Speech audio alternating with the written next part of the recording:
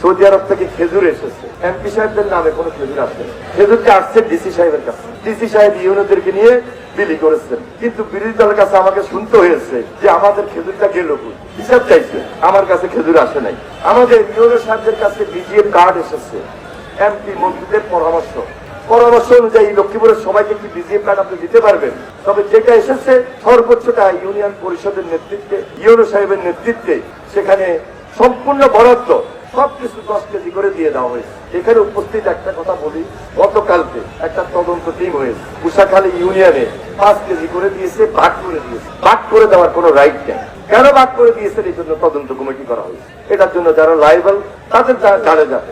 সুতরাং সবকিছু স্বচ্ছ।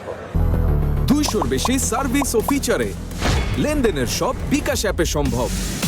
10 লক্ষ টাকা এসেছে এমপিতে, প্রত্যেক এমপিদের নামে, সরকারি দল বিরোধী দল। আমি ইউনো সাহেবকে বলেছি যে আপনি লিস্ট করেন, আমরা লিস্ট দিব কিছু, আপনার অফিসে আপনাদের কাছে যদি কোনো দরখাস্ত থাকে সব লিস্ট মিলে আপনারা সেগুলা 5,000 10,000 করে সবাইকে সুন্দরভাবে দিয়ে দিবেন। সেই টাকাগুলো আমরা সুন্দরভাবে দিয়ে দেওয়ার ব্যবস্থা করি। সুতরাং আজকে আমাদের লক্ষ্মীপুর জেলা জামাত ইসলামীর পক্ষ থেকে একটা কথা এসেছে মিডিয়াতে, আমি দেখেছি সোশ্যাল মিডিয়াতে, এটা রাজনীতিকে স্ট্যান্ডবাজি হতে পারে আমি মনে করি। সুতরাং এই ধরনের কথা বলে আমাদেরকে যেন ঘায়েল না করেন, জনসম্মুখে যেন হেয় না করেন, আমরা অনুরোধ করব।